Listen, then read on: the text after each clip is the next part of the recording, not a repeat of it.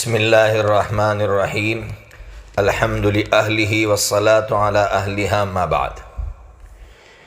اس سال یعنی 2025 کی حج کمیٹی کی طرف سے یہ اعلان سامنے آیا کہ مردوں اور عورتوں کے لیے وہاں رہنے کا انتظام الگ کیا جائے گا، مکہ مکرمہ میں بھی اور مدینہ منورہ میں بھی، اور وجہ یہ بتلائی جا رہی ہے کہ اس میں شرعی اعتبار سے فائدہ ہے۔ اب چونکہ شریعت کو داخل کیا گیا اس لیے میں آپ کے سامنے حاضر ہوا ہوں کہ اس طرح میاں بیوی کا الگ رہنا سفر میں، اور خاص کر ایسے مقام پر جہاں مرد اور عورتوں کا اختلاط باہر رہتا ہے کہ جہاں انسان کی نظریں عورتوں پر پڑتی ہیں، اجتماع ہوتا ہے، ایسے موقع پر شریعت کیا رہبری کرتی ہے۔ ترمذی شریف کی ایک حدیث پڑھ رہا تھا، حدیث کا نمبر ہے 141 اس حدیث کے تحت محدثین نے لکھا ہے کہ حضرت نبی پاک صلی اللہ تعالیٰ علیہ وسلم، آپ کو پہلے تو یہ بات معلوم ہوگی کہ حج فرض ہونے کے بعد حضرت نبی پاک صلی اللہ تعالیٰ علیہ وسلم نے ایک حج فرمایا ہے۔ اس حج میں حضرت نبی پاک صلی اللہ تعالیٰ علیہ وسلم نے احرام سے پہلے اپنی تمام بیویوں سے صحبت فرمائی ہے، ہم بستری فرمائی ہے، اور پھر جب آپ احرام نکال چکے طواف زیارت کے بعد، اس کے بعد اپنے تمام بیویوں کے ساتھ صحبت فرمائی ہے۔ اس حدیث کے تحت محدثین نے یہ بات لکھی ہے۔ آپ غور کیجئے کہ حضرت نبی پاک صلی اللہ تعالیٰ علیہ وسلم معصوم تھے۔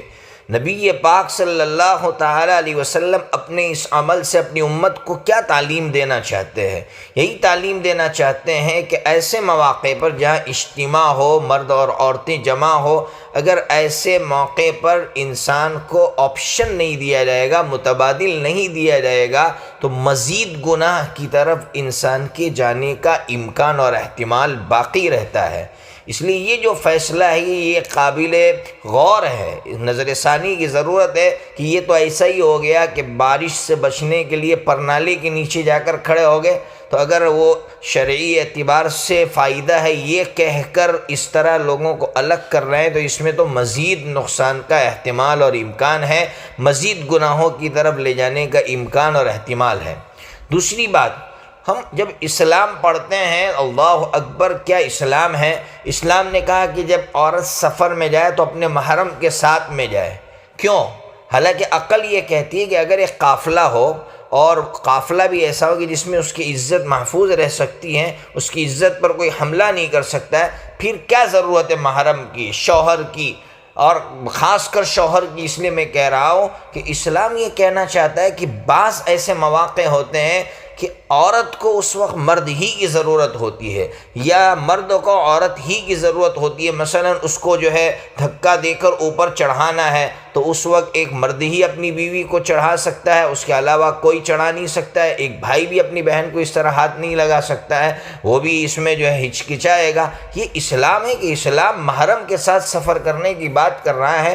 اس لیے خاص کر سفر میں، اور جب انسان غریب الوطن ہو جہاں اس کو ایک دوسرے کی ضرورت ہوتی ہے، اور پھر ایسا اجتماع جہاں مرد اور عورتیں ساتھ میں ہوں، وہاں مرد اور عورت کے لیے الگ ہونے کا یہ فیصلہ یہ واقعتاً قابل غور ہے۔ اللہ رب العزت اسلام کو سمجھنے کی توفیق عطا فرمائے، اور اللہ رب العزت ہماری حج کمیٹی کو یہ توفیق عطا فرمائے کہ وہ اس فیصلے پر نظر ثانی فرما کر جو نظام چل رہا تھا، جس نظام میں اگر واقعتاً تھوڑی بہت کوئی خرابی آئی ہو تو اس کے بہت سارے حل سامنے آ سکتے ہیں۔ اللہ تبارک و تعالی عمل کی توفیق عطا فرمائے۔